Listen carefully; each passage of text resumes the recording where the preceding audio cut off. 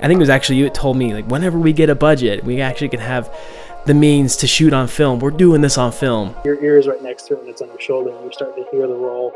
It's like a kid, like a dream being fulfilled.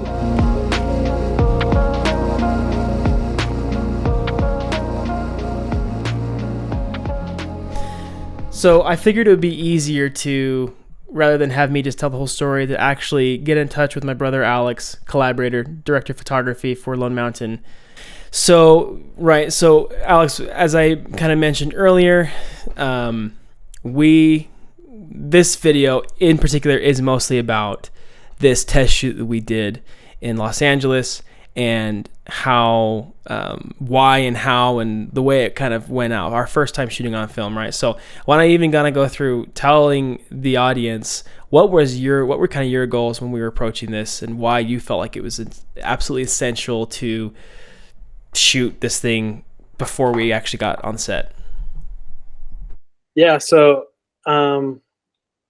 as I'm sure you've mentioned, shooting on film has been like a lifelong dream of ours, and that was something that we always wanted to do. And so when we had an opportunity that we thought that we could pull it off, shooting it on film, the first thing we obviously knew is we had never touched, handled, worked with, or any sort of a way a 60mm camera, or really any kind of a film camera.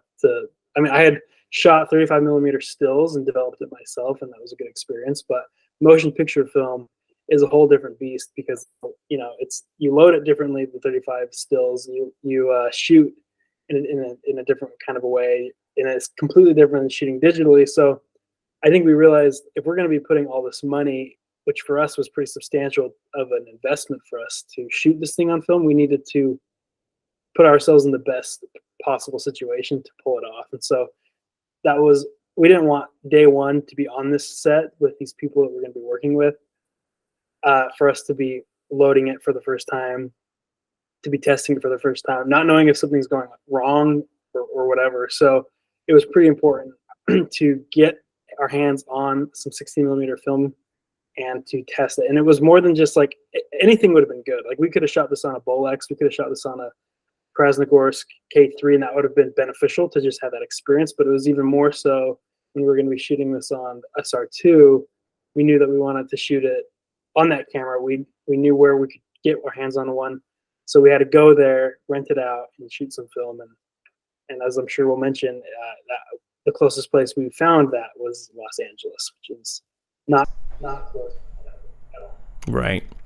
And yeah, to kind of like back up a bit, what were we kind of like looking to get with this? That was perfectly the way you said it, but what were we looking to get when it came to this test shoot? Well, it was to get familiar with the camera, and I've been on shoots before where the first time I've ever been on, like, it's not a good feeling when you show up on set and you're trying to figure out how to use something for the first time.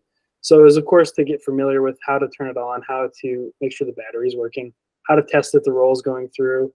But the big one is loading. I mean, it's a lot more complex than just putting in an SD card into a camera. So we needed to learn how to load it. And then film is a completely different beast than digital. You need to understand how it's going to look when you're going to shoot it, daylight versus interiors, how much more light you need, the way that the light works when you're overexposing versus underexposing is very different. And we needed to, experience what it's going to look like.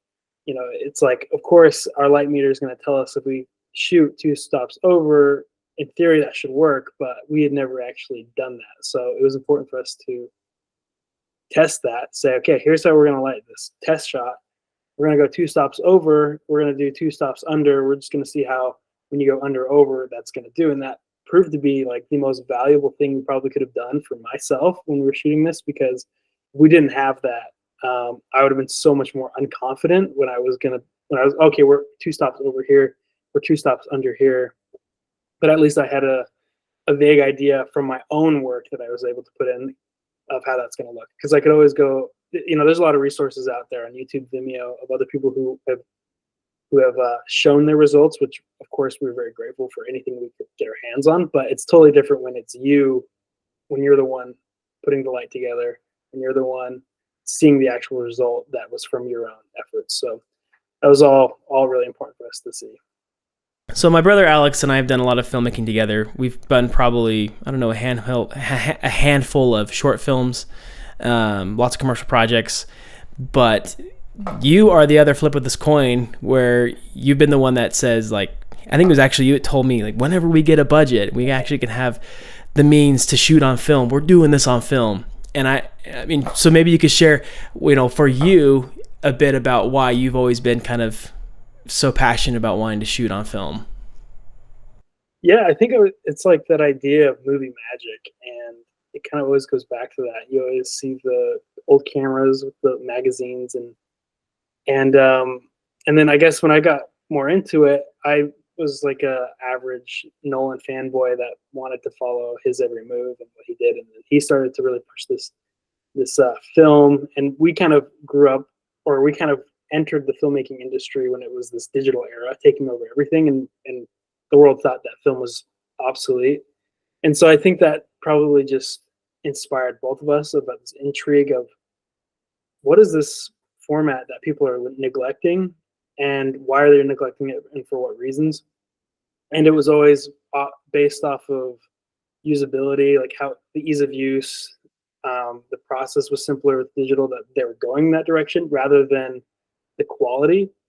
And so I think that's what always kind of held on to us, is it's like, well, if there's a superior quality out there, why are people abandoning it? Why are people going the easier, cheaper look route versus this thing that's been proven time and time again, year over year? So when we had we had talked about how we wanted to experience the shooting on it, and we were so much like, we would get into debates with other filmmakers or whatever, saying, no, digital is like, it's just the easier way. Why would you do it? And we never had anything to really back it up. We were always just like, no, film's the way. And they're like, well, what do you have to prove that with? We don't have anything to prove it with. We only just shot digitally ourselves. So it's like we had to kind of put our money where our mouth. Wait, we had to put our money Yeah, where our mouth. Is that the word I'm thinking of? yeah. Put our money where our mouth is, or Yeah. yeah. So, and they were like, well, that second that we have a way that we can stretch it, even if it's going to be uncomfortable, which it, of course was and is and will probably continue to be, we're going to say that we've done it. So at least when we're getting those conversations, we can say, well, we at least shot on film, and this was our experience, and this is what we can gauge from that. Whereas not a lot of people can have that. So I think we feel a little bit more well-rounded after this experience. Of course, we need to see what the final product is going to look like, but I think just and as an education purpose too, to kind of put that in, is so huge. And there's a reason that film schools usually have their students shoot like a can of film, because you learn so much about the filmmaking art that there's really no other way to experience it other than shooting it on a physical, tangible piece of celluloid. Right on. Yeah, definitely. Like you said, it was, well, I want to shoot on film. I've always loved film, but we never had done it before. So this is the opportunity for us to. Yeah. So last question I'll ask you on that is that people have asked me, and even on the previous video, they've commented, why 16? Why not 35? What to you as kind of DP of this project made you feel like 16 was the right, not only format, but within the film format world? Why 16?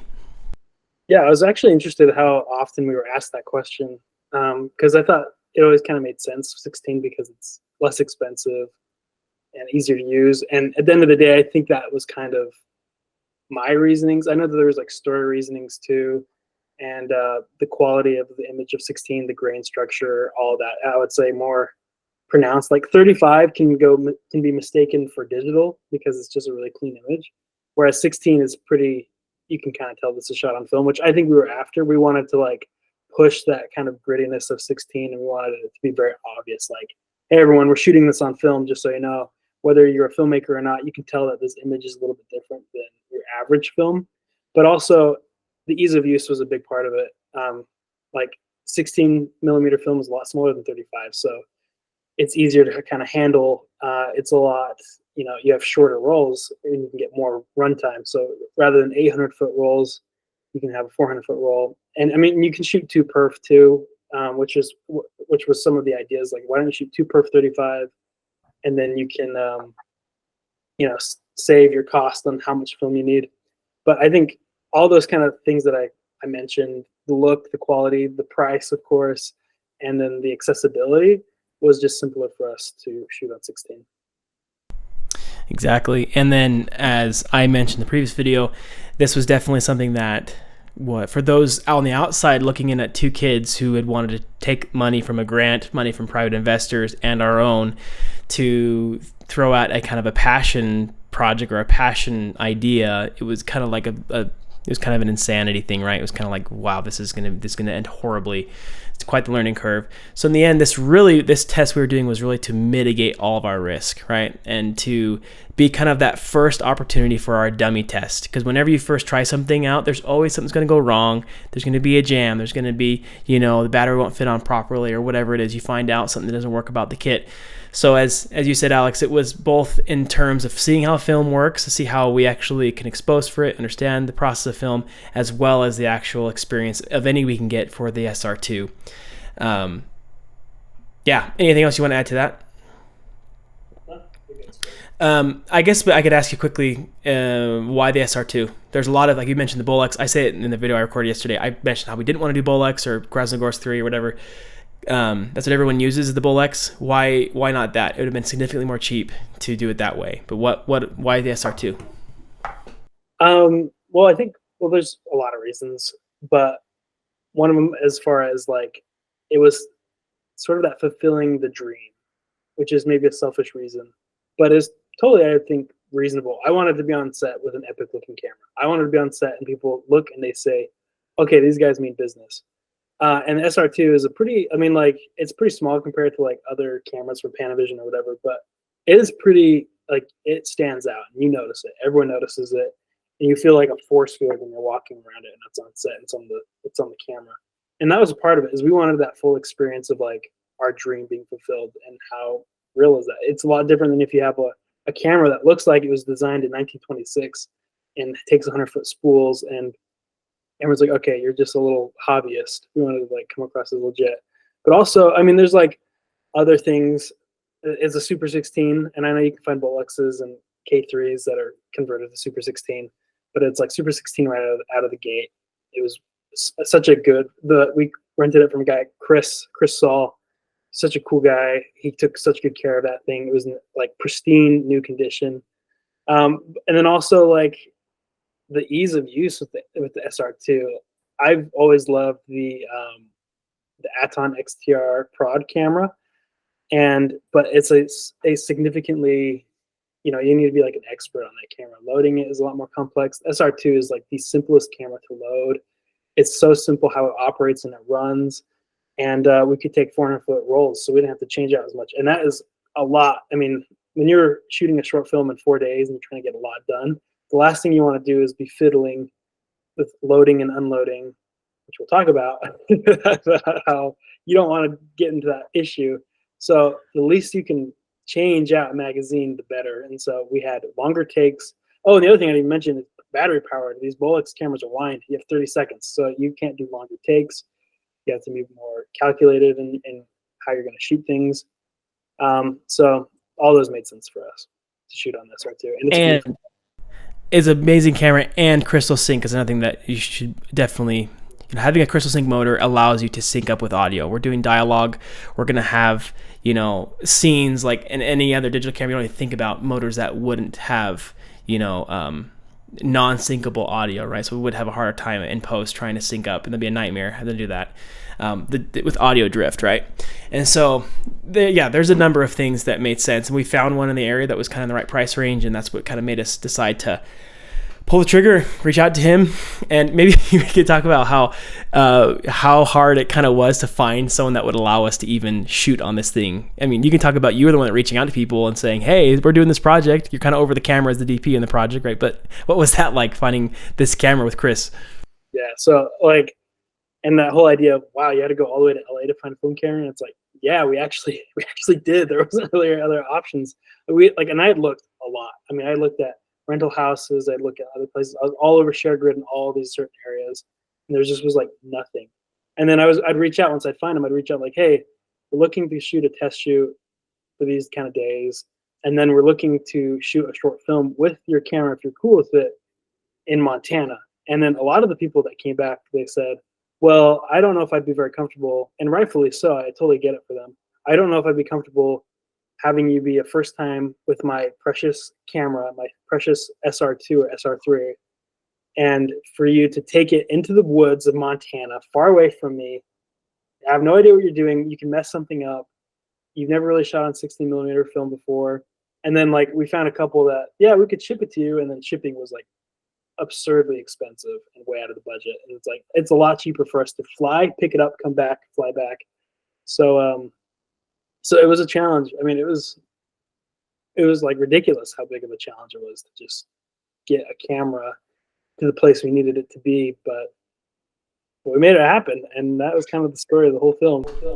We made it happen. Luckily, we met Chris through ShareGrid, is where we contacted him, and Chris has become a great friend. And check him out; he's an amazing DP. Did some great work, narrative and commercial work in the LA area. I want to give him a free plug, right, for whoever's watching. Great guy, and he basically said, "Yeah, sure, come on down, take a look at it, rent it out for a day, see how you like it," and that's what we did, right?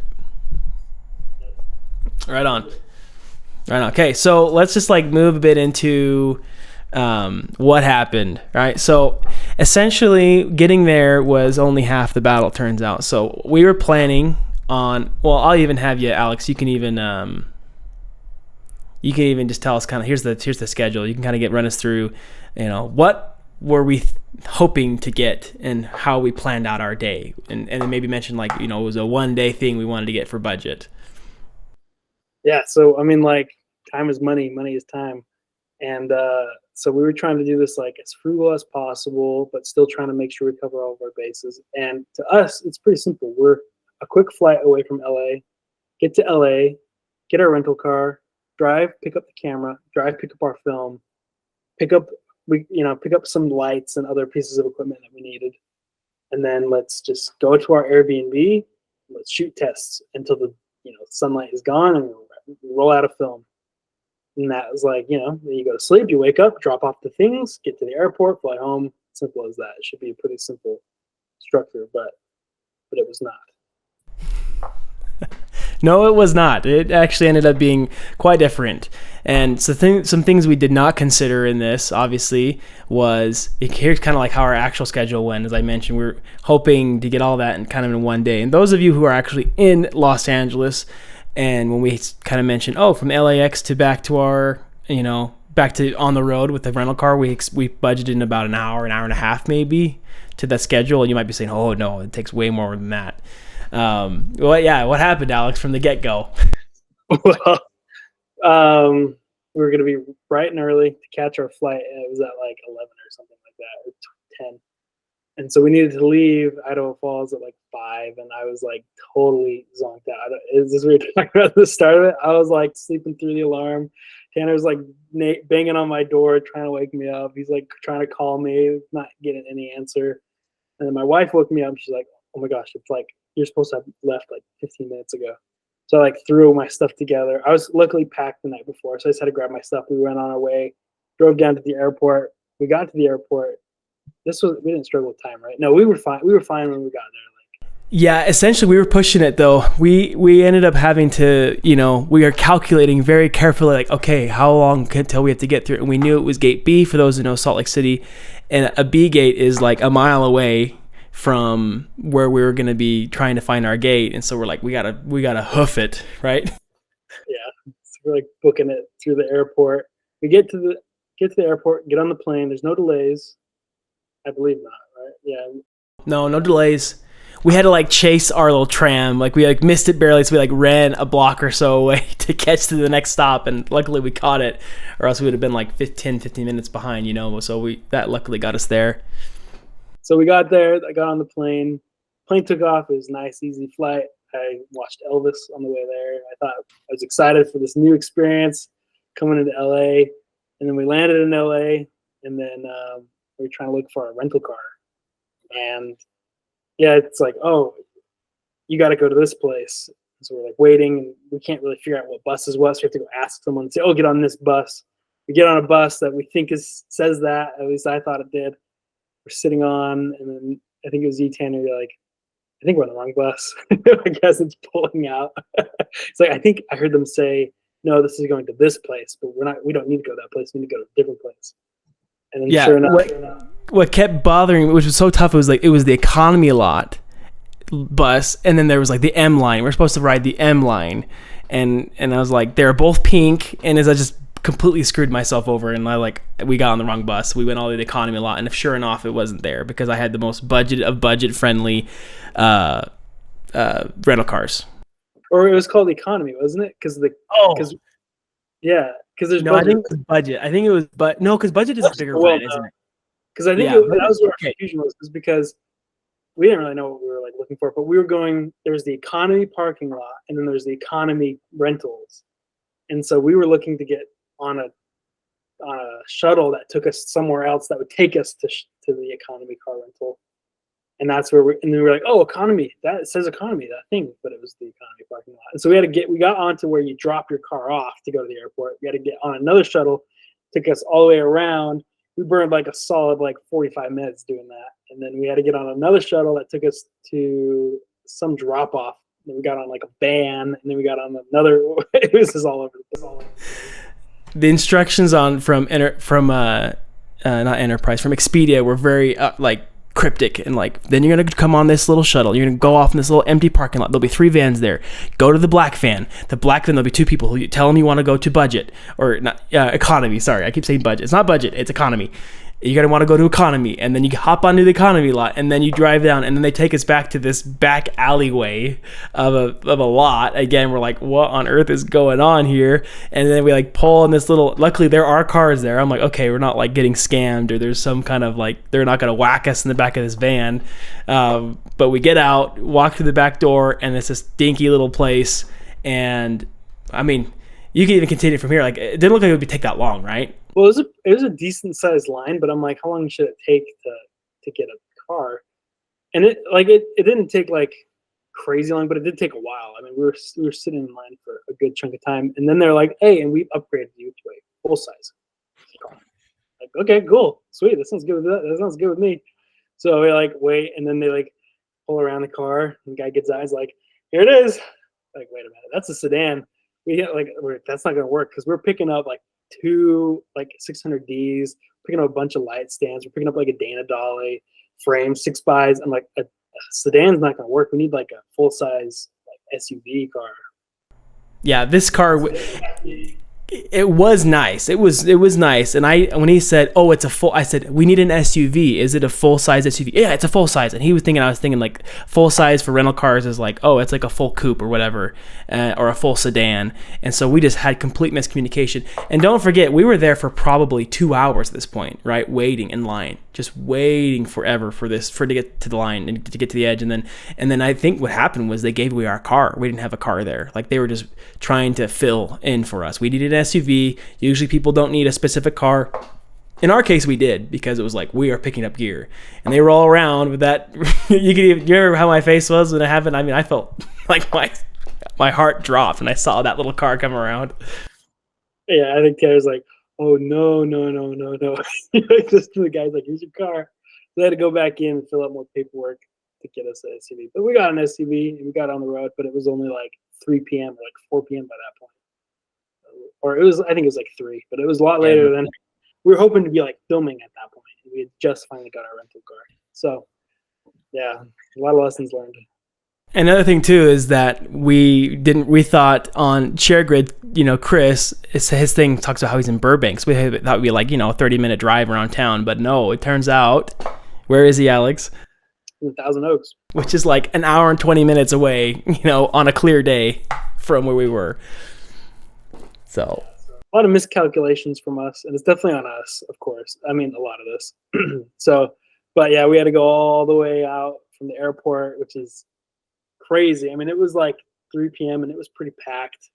It was pretty intense to get out to, it was Ventura, right? Or Thousand Oaks. I don't know. Yep. I don't know the area very well, but we got there, met Chris. I think he put our stresses at ease for that few moments there, because we were, of course, this is a test shoot. This is supposed to be a nice, luxurious little fun time, just shoot some shots and test some things out. And But we met Chris, and he was super awesome. He showed us how to load the camera, showed us how to, how to work the camera, kind of told us all the pieces.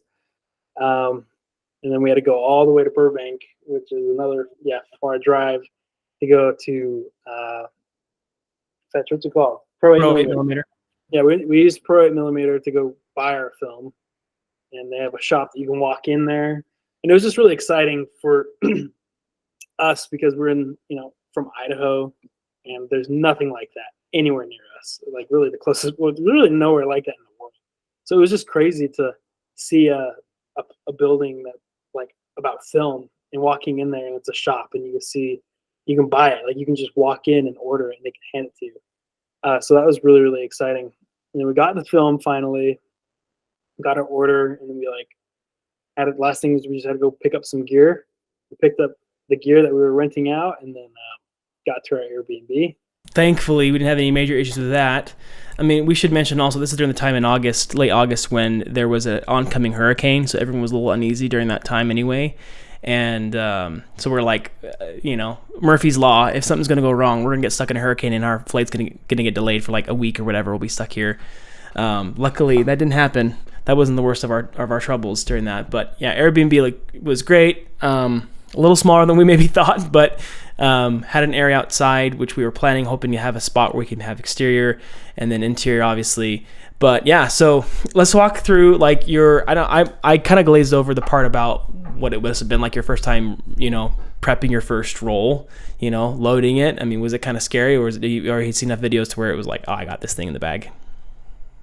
I thought that I had watched enough videos to make me feel like, that's pretty easy. And then Chris, of course, is like, it's great that you're renting this camera because it's like the easiest camera to load.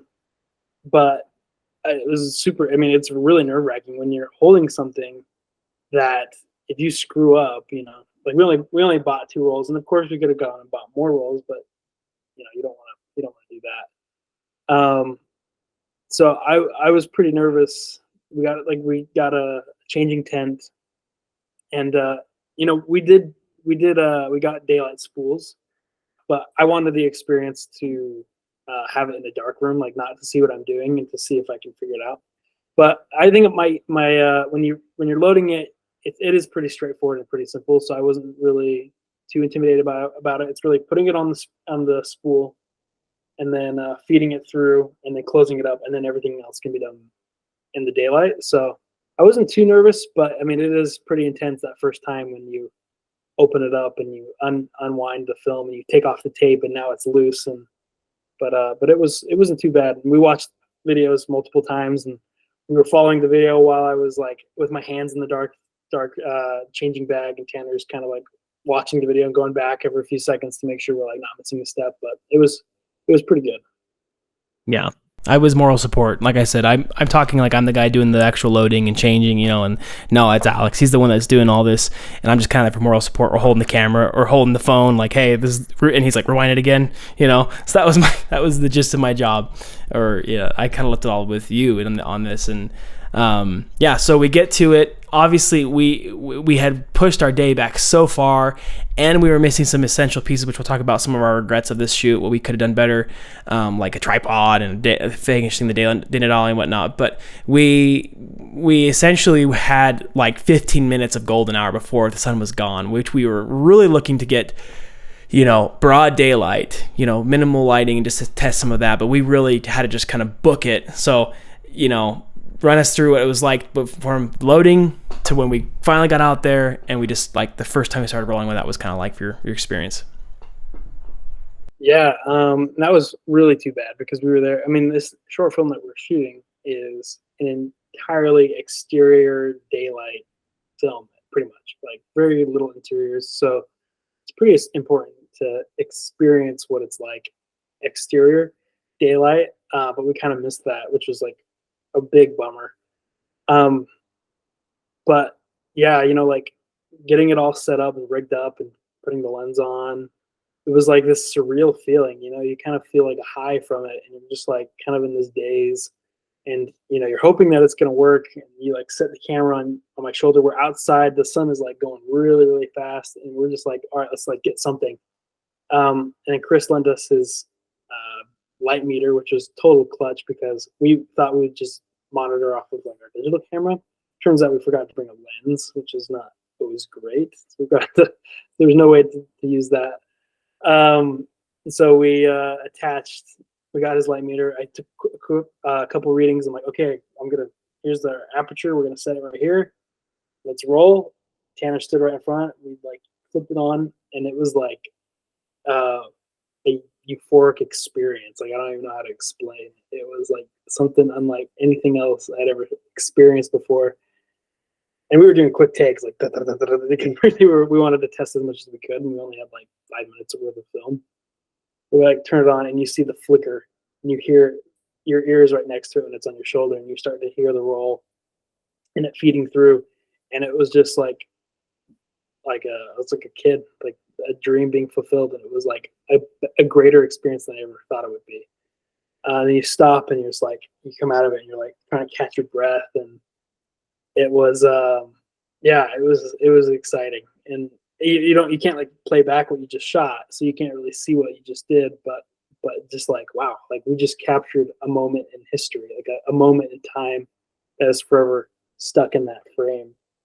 It was like oddly spiritual. It was oddly like I don't know. It was crazy, and like all these years of thinking of that, what that experience was going to be like, it was definitely worth all the effort that we had put into that first half of the day to just get to that moment. And yeah, and then every time you do it, it was like going back to that moment. Like you see the flicker through the eyepiece.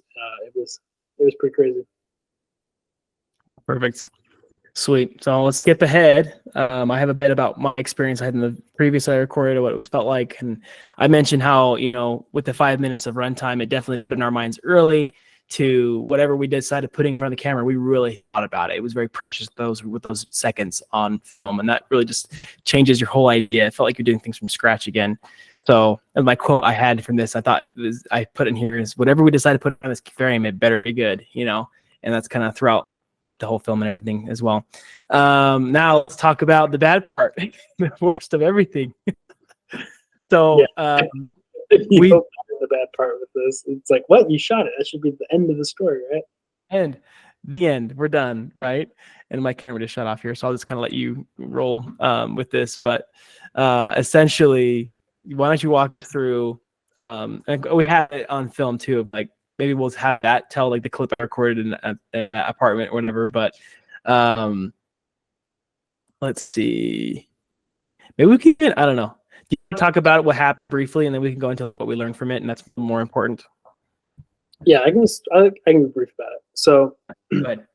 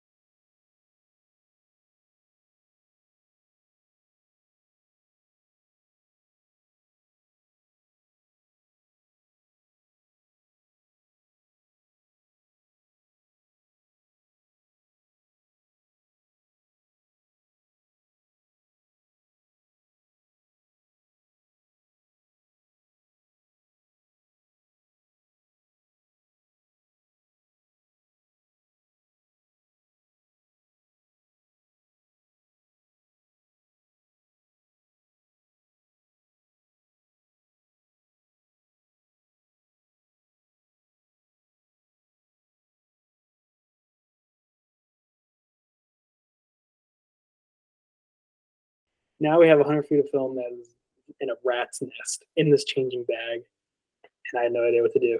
I was like trying to like slowly spool it. I'm like, maybe I can like, maybe it's still on that. It's just like I can easily put it back, but it was like a lost cause immediately almost. At least I thought.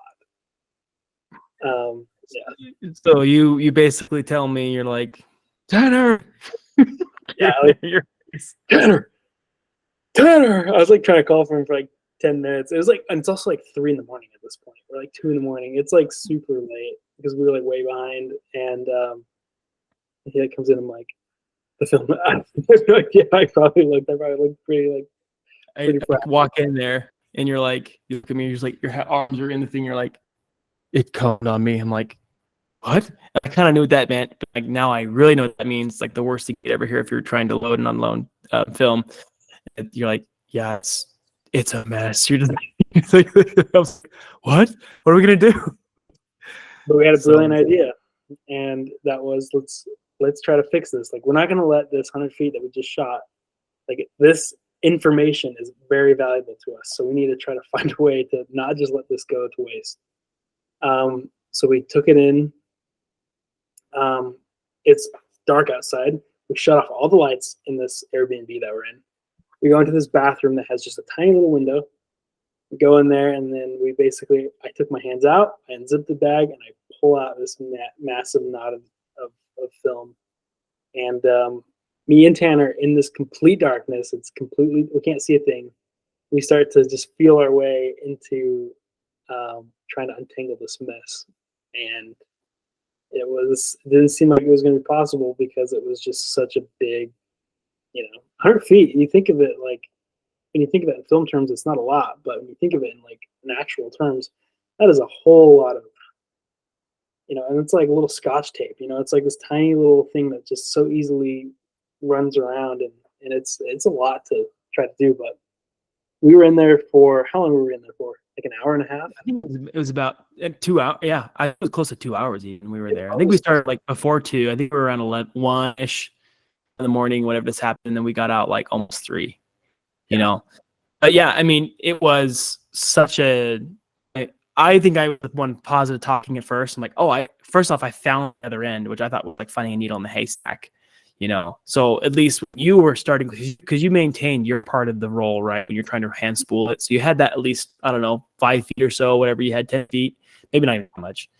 And I had to find the other end to where we could kind of work our way, Lady in the Tramp spaghetti style, kind of like before we meet in the middle again, right? But yeah, I don't know. It was I mean, do you think it would have been better if we could have seen what we were doing, or would have been worse? Yeah, that's something that we talked about, and I think we kind of both came to the conclusion that it would have been worse for us in a way. Like I think we would have been able to untangle it a whole lot faster. But there's that idea of just like it's a lost cause, because when you can see it, you can see the issue, the problem.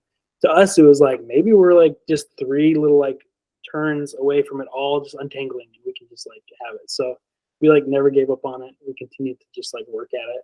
And then I think it wouldn't have worked, especially if there was just one of us doing it the whole time, because we would have just given up. But it was like this back and forth of positivity. Like I was like, it's like I'm at my end here. It's just like a massive. Not, I can't go any further. I don't know how else to like push this along. And Tanner would be like, "Oh, I'm making progress. I'm doing good here. Like I think I've made a breakaway." I'm like, "Okay, well then I got to keep going." And then somehow, I mean, it's like you have, when you think of it, it's like it's not. You have like 400 options of which way to like push the thing through. Maybe that's the right one, but like somehow it slowly got better, until it was the greatest feeling when, like, that's it, we did it. and at that point, then we were nervous that, like, as our eyes adjusted, we realized there was actually quite a bit of light coming through this little window. So we're like, well, that's great that we got unspooled, but maybe, I mean, we've been in here for 2 hours. This film, with that little bit of light, it's probably been exposing on it, so we had no idea what the heck And we were going to. it was after, yeah, an hour or so of our eyes adjusting, and it was like a little blue, you could see a little bit of blue light coming through that window. And I'm not to see anything on the ground still, but yeah, I had that same fear, like, maybe we took so long, we may not know still. how it turns out. I did have a thought too about the fact that it was an analog format that gets so tangled and mangled. You might say, oh, that's why you shoot with cards, right? That's why you shoot digitally. But actually, imagine if the equivalent happened digitally. Let's say in the world where we shot on cards and we only had one card that would work or something like that, and we couldn't recover or couldn't reshoot. We just did, and that card did the equivalent, which would be like it gets corrupted or something. We're kind of screwed at that point. No way of going in, opening up the chip, and like figuring out, tinkering. Oh, there it is.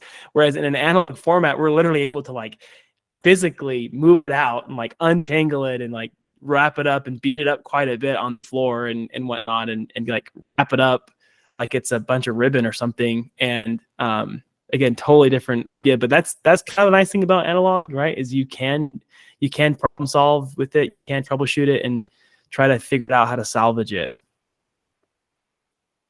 Yeah, and I don't know when you get into the parts where we have the scan. Is that later? Yeah, that's just in a bit. Yeah, we can talk about that next. But go ahead.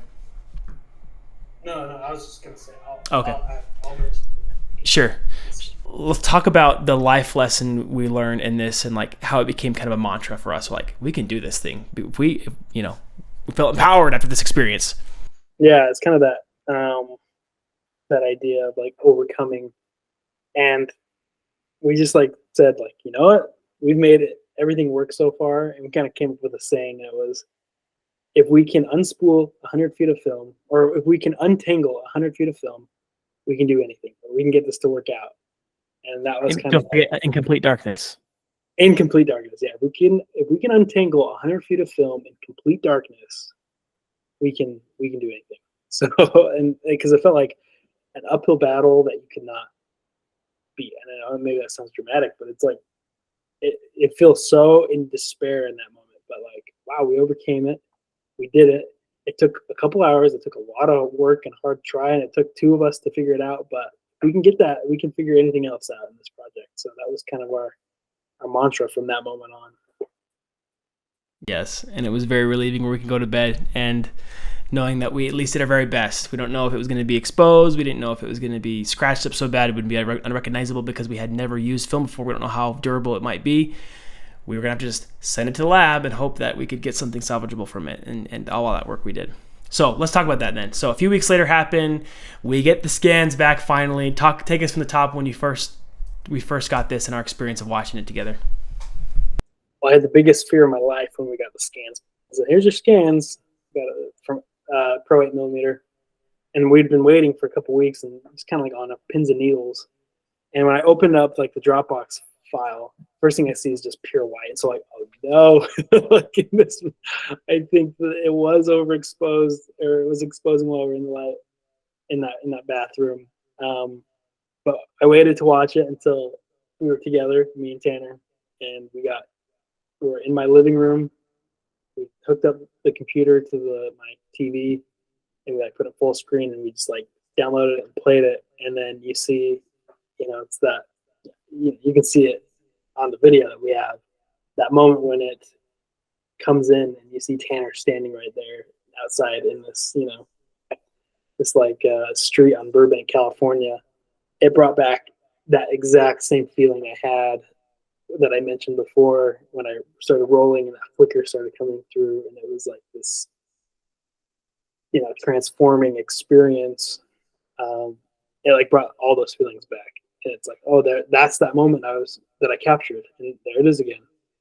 And it was crazy. And we watched it. It was in log, so it's like flat, not the most pretty looking image, but it was like that feeling of it worked. Like it's like me loading it, shooting it through. Like, of course, in theory, it should all be working, but you don't really like have that confidence yet because you haven't seen any of it. But like, oh, it actually worked, and like, oh, there's that shot we got, and oh, that shot that we set up, because we hadn't seen it since that moment that we shot it. Like it wasn't there anymore. So like we can't just preview what we shot earlier.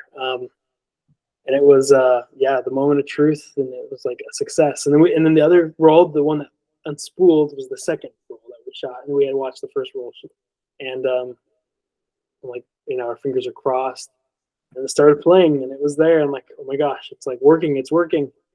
And that one, I mean, you can tell. And then honestly, like part of me kind of like enjoys the scratches on it because there's a lot of scratches, and it's because our fingers were just fiddling all over those things.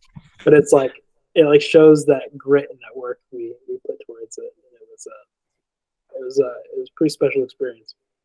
Yeah, it was so comforting to like, oh, it did work. We got it back. And we were just, I think there was a moment in time we were waiting and waiting and waiting. It's going to dip to white eventually, and it's going to be all exposed because we were saving because we were loading it on the daylight spool. So I know whatever we could get on that daylight spool, we'd be saving. But so maybe at a time and point we got like, I don't know, half of it or 3/4 of it, but all the way through we watched it and it was all saved. We got it all back. So yeah, I just ditto what you said. I think it's what an experience. I really, for me, felt like it was a time capsule, like a true time machine. Like you said, when you saw that moment, when I saw myself standing there, I was like, I remember that moment, him filming, and like it just. And I'm sure when you're on camera, it's even more. You remember exactly that frame, how it feels, and so to have that kind of reappear to you for the first time, seeing it again, all developed and scanned, it's such an amazing experience. Yeah, and today even like so. Let me grab it really quick. Show it. So when you use Pro 8 millimeter and you choose to have the film shoot back to you, they send you this nice little package here with all your details. And today I was actually just looking at it, and I kind of undid some of it again and watching this, and this is kind of everything that we shot.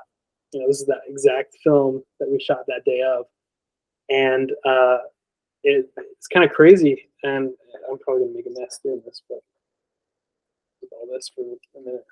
This. I want to uncone it again.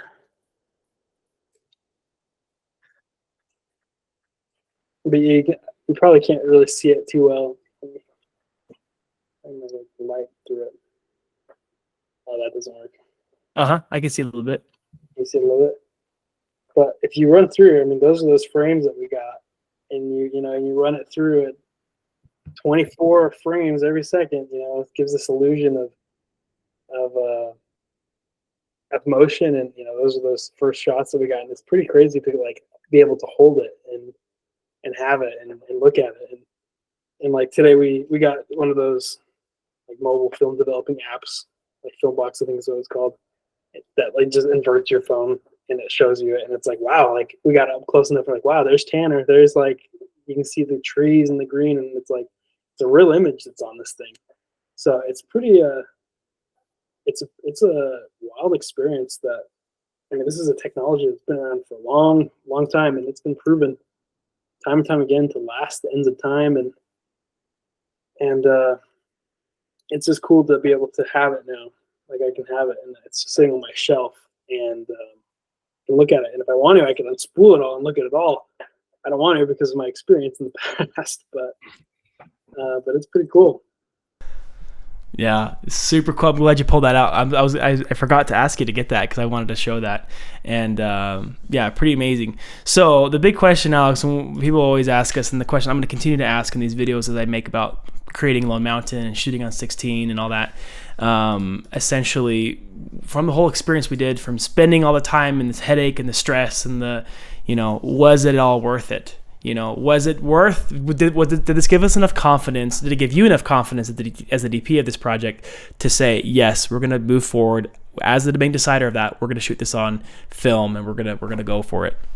It's hard to say because this was like a test shoot, as if I was a hobbyist and I got my hands on a camera. There wasn't really any meat to it. I mean, we were just filming whatever without real substance.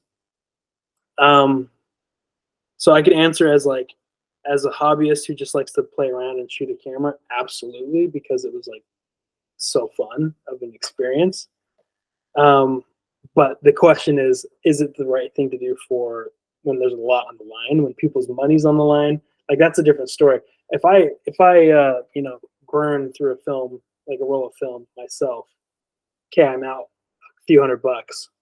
But when you're out on a lot of people's money, you're talking about production design and other camera lighting rentals and crew members that need to get paid, and lodging and catering. Like these are all money that's built on this outcome.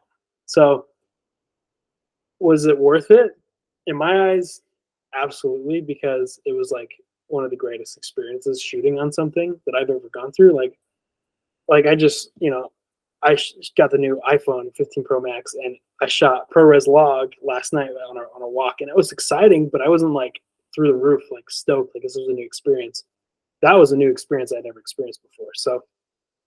Um, so in that sense, absolutely, knowing that I can get an image off of what I did, loading it, I would do it 100 times again in a heartbeat.